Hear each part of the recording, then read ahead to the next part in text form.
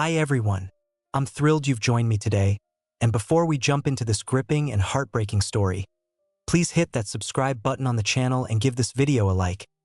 It really helps spread these tales far and wide. Smiling face with smiling eyes. For 2 decades, a small town guarded a chilling secret. It seemed like no one, not even the police, wanted the killer to face justice. Some residents even believed the victim deserved what happened, while the murderer was hailed as a hero. This case will leave you unsettled and pondering. What is true justice? Anyway, hello, Internet. My name is Marusia Chernichkina. Wait, just kidding. It's still Marusia Chernichkina. I must have dyed my hair or something. Sorry for the silly joke, but I couldn't resist. Names might change, but one thing stays the same. I'm overjoyed to see you on my channel. Here, I share detective stories and tales that feel like we're gathered around a campfire on a hike. Today, we're heading to the tiny town of Hooksett in New Hampshire, part of New England's region. Our goal? To unravel why nearly everyone in town, knowing about a horrific murder, chose silence. Why didn't anyone reveal the killer's name to the police? Or maybe the cops knew too but decided to bury the case and hide the evidence. I'm trying to become a better writer, but phrases keep failing me. My brother is locked away in a psychiatric hospital, and watching his mind fade weighs on me heavily. I've never broken the law in my life, but soon I'll have to, not because I want to, but because there's no other way out. Intriguing, right? That's the plot of the book, The Guilty One, by Sebastian Fitzek, exclusively available on the Strings book service. Strings was created with love for avid readers. It's super convenient for searching and picking books. I'm especially drawn to thrillers, and Strings has an endless array of detectives. Honestly, I've been hunting for a service where books are neatly sorted, making it quick and easy to find something great, and Strings nails it. When I browse for a book in the Strings app, I usually consider a few things. First, I read the description. They're detailed and spoiler-free. I always check the cover too. It's a personal quirk of mine. Plus, I look at the reading time because my free time varies wildly. And of course, there are days when I have no clue what to read, so I dive into their curated collections.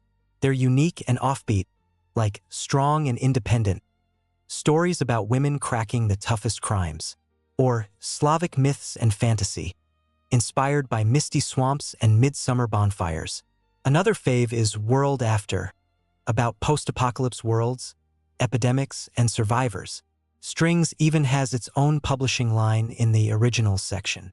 I've bookmarked The Black Hand, a dynamic tale set in early 20th century America, based on a massive journalistic investigation into a brutal gang that terrorized New York. I'll listen to it in audio while heading to Yerevan for a new podcast recording. But you don't have to wait. Start reading or listening now with my promo code Chernica for 30 days free access to Strings. Grab the app via the link in the description. Happy reading! Alright, brew some tea, detectives. We're diving into another fascinating case. Music. February 1960. In the quiet rural town of Hooksett, New Hampshire, a brutal murder shakes the community. 18-year-old Sandra Valletta is killed. In a place where everyone knows each other, you'd think catching the killer would be straightforward, but not here. The police fail to identify the perpetrator, and the case goes cold. 4 years later, the body of 14-year-old Pamela Mason is found. She had been savagely raped and murdered. Just days before her death, Pamela posted a flyer at the local laundromat offering babysitting services. Soon after, a man called, saying he needed her to watch his child while he and his wife were out. He offered to pick her up. Pamela's mom agreed, but only if the wife came along as a safety net. The stranger arrived at the Masons' home, but no one checked if he was alone. Pamela got in the car, and that was the last time she was seen alive. When she didn't return by the agreed time, her worried parents raised the alarm. They tried calling the number the man had given, only to learn it belonged to an elderly couple with no connection to him or any child. Their worst fears were confirmed. Their 14-year-old daughter was in the hands of a predator. Neither the family nor the police had any leads on her whereabouts. 8 agonizing days later, a truck driver on Interstate 93 near Manchester spotted a purse and schoolbooks in a snowbank. He stopped and searched further, discovering a lifeless body. It was Pamela Mason. The medical examiner determined she had been sexually assaulted, stabbed multiple times, and shot with a .22 caliber pistol. After finding Pamela's body, investigators noticed eerie similarities to the unsolved murder of Sandra Valletta, whose remains had been discovered just 2 miles away. Sandra, an 18-year-old secretary at a local mill in Manchester, had gone to an evening movie on February 1, 1960. After the film, she boarded a bus home, exiting at a stop about a mile from her house around 9:14 p.m. She decided to walk the rest, oddly, amid a heavy snowfall. Sandra had promised her parents she'd be home by 10 p.m., and she was always punctual. When midnight came with no sign of her, Charles and Irene Valletta feared the worst. Maybe she accepted a ride from a stranger. The next day, some of her belongings, purse, coat, wallet, were found nearly 10 miles from home. 9 days later, her body was discovered in a snowdrift, surrounded by her own blood. Like Pamela, Sandra had been sexually assaulted, beaten, stabbed, and shot 4 times with a .22 caliber rifle. Despite the investigation, leads were scarce, and the case was shelved. After these gruesome killings, rumors swirled in Hooksett.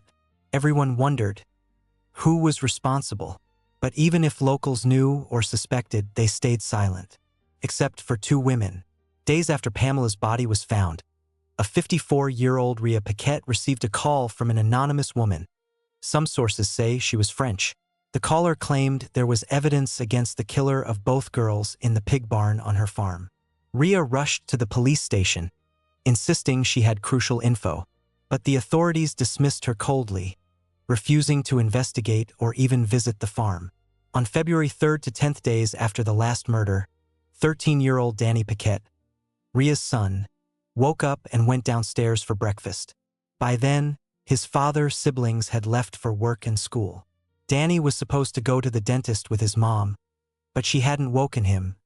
Strange, since she always did. He searched the house and yard but found no trace. Her coat hung in place, so she couldn't have gone far in the cold. Worried, Danny called his uncle, a police officer, reporting her missing. His uncle arrived, and together they searched again. Danny noticed smoke from the pig barn about a mile away and raced toward it. Opening the door, he found his mother's charred body. This was the exact spot the anonymous caller had mentioned. If there were clues about Sandra and Pamela, they burned with Rhea, and no one else knew the killer's name. The state attorney general ruled Rhea's death a self-immolation, but few believed it. Family and friends insisted she was murdered, evidenced by 2 logs wedged against the barn door from outside, trapping her in. The Packetts suspected Edward Coolidge Jr., whom police had questioned in the girls' cases.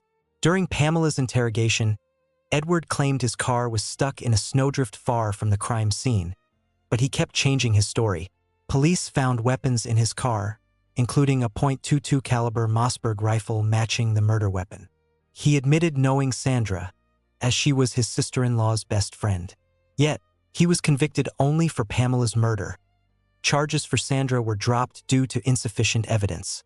On the day Rhea died, Edward was under constant police surveillance, so theoretically, he couldn't have done it. But years later, under hypnosis by a therapist, Danny recalled waking to voices outside.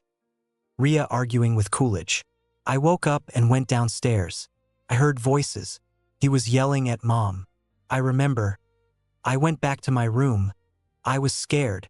It's possible Edward visited that day, or these memories are false." Either way, no suspects emerged, and police quickly closed the case as suicide. In 1991, Edward Coolidge was released from prison. That year, Rhea's body was exhumed, and her cause of death changed to undetermined. The examiner couldn't rule out murder. A forensic review revealed semen on her body, her hands bound, and the door barred from outside. Clear signs overlooked initially. Why did investigators doubt murder yet choose suicide? Perhaps to cover for someone like a cop. But that's speculation. Did Rhea go to the barn willingly, or was she forced? If willingly, why without her coat? And why right before waking Danny for the dentist? The force theory seems more plausible, though she might have checked for evidence while alone. All questions remain unanswered. Ria's loved ones hoped the killer would be named and punished someday, but that day never came. This mystery didn't end with Ria. For everyone, a mother is like a protective blanket. Losing her shatters you emotionally. Ria's death devastated her 5 children, especially Danny, who found her body. Despite family love and support from older brother Victor, Danny grew aggressive, likely trauma mixed with adolescence. After the army, Danny returned to Hooksett, inheriting the family home, land, and farm. He didn't want to leave his roots. A skilled mechanic and welder, he started a repair business. Friends and Victor described him as a great guy, always helpful. But his wives saw differently. His first marriage lasted a few years. Post-divorce, Danny rekindled with high school sweetheart Denise Messier. They married in 1973. Danny adopted her daughter from a prior marriage, Melanie. But tensions arose. Melanie resented her stepdad. Denise initially dismissed it as adjustment issues, but relations soured. After 8 years, they divorced in 1981. Denise got custody. Danny was barred from approaching the kids. Danny fought the ruling. Months later, he showed up demanding to see them. His aggression scared Denise. She called police. Arrested for violating the order and his volatile behavior, he was committed to a psychiatric facility for 5 months. Released, Danny returned to Hooksett, rebuilding his business. He started dating again, but his new partner's 3 sons disliked him too. Denise fled to Alaska with the kids to avoid him forever. She feared for her daughters, and with reason. Melanie later confessed Danny raped her at 10, but she didn't report it until he demanded to see the kids. Divorce papers mentioned no abuse, but Melanie said, "He threatened violence in the past and could do it again." A family counselor reported it to authorities, but without proof, no case was filed. Some doubted Melanie, thinking she fabricated it amid bad relations to oust Danny. Regardless, Denise gave their firstborn for adoption post-divorce. In September 1985, Melanie moved in with her Uncle Philip Messier and Aunt Kathleen McGuire in Hopkinton, 15 miles from Hooksett. They became her guardians.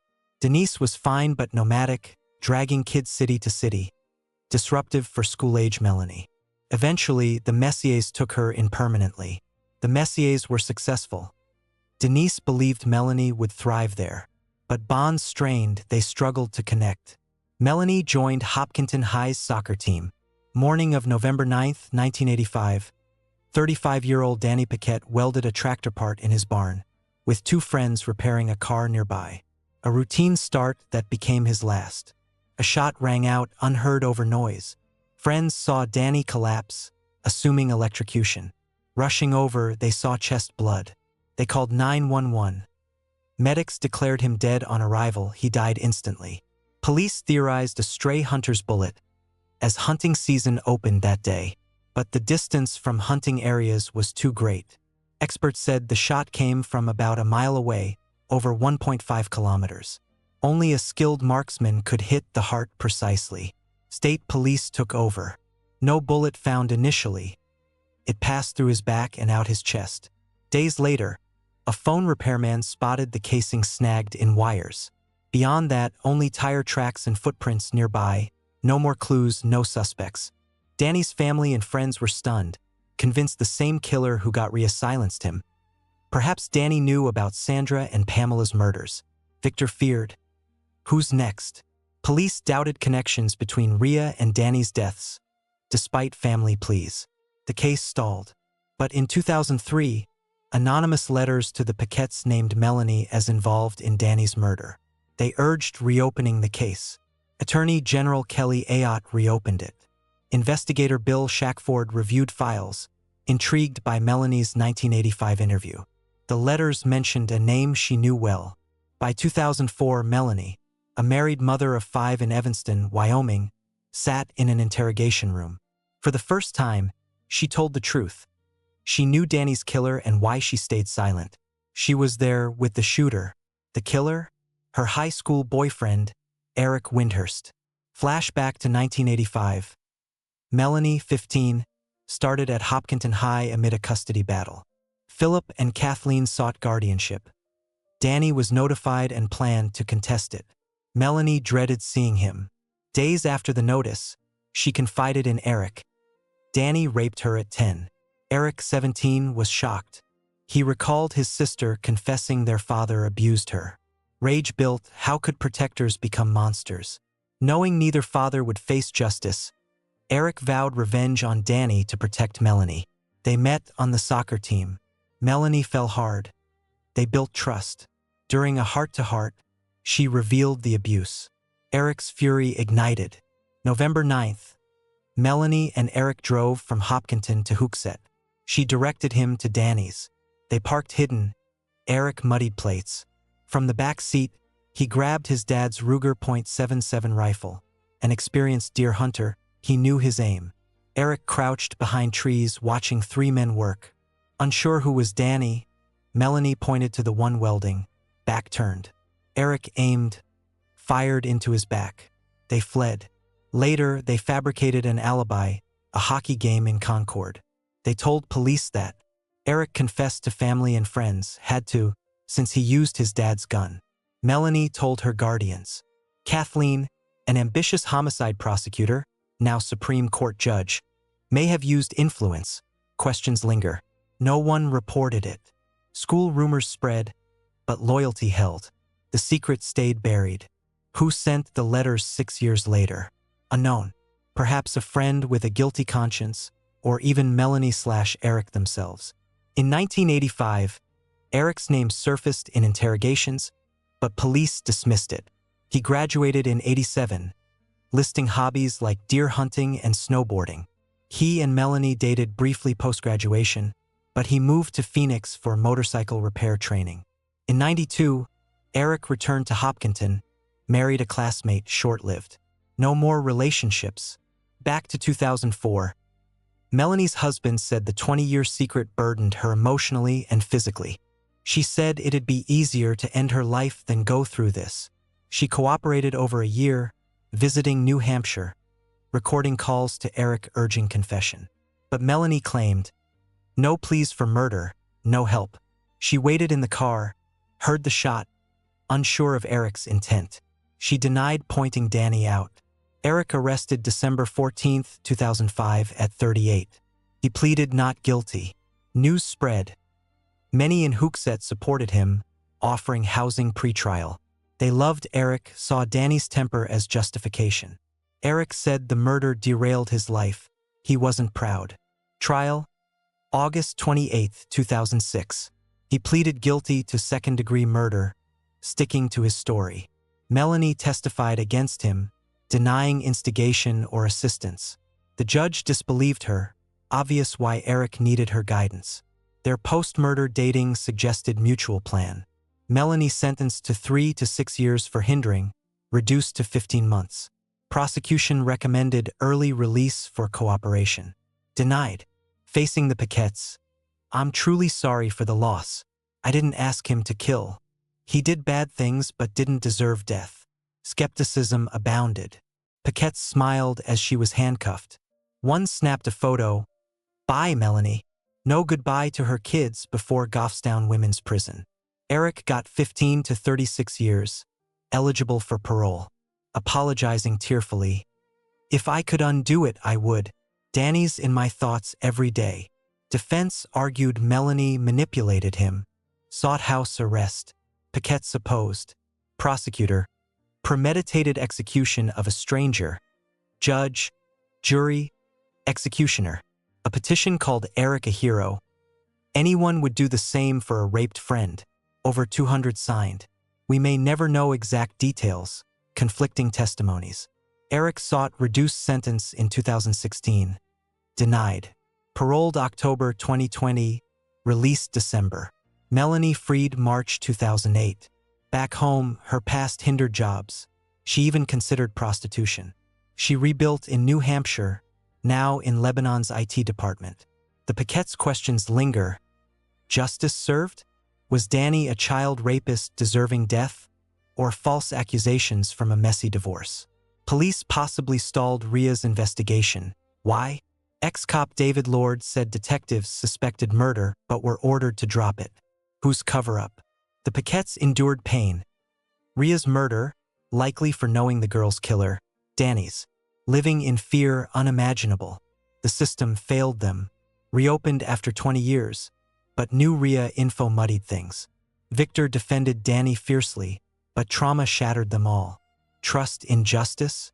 Gone. What drove Melanie to confess after 20 years? Shackford's persuasion? Why start with her, not town-wide gun owners? Intuition or hidden info? This story's from Our Little Secret, the true story of a teenage killer and one town's complicity, by Kevin Flynn and Rebecca Lavoie. It details events and why the town stayed silent. Reviews highlight mixed feelings. No sympathy for Danny, understanding Eric's motive, vigilante justice when systems fail. Others feel conflicted about all involved. Do you see Danny as victim or monster?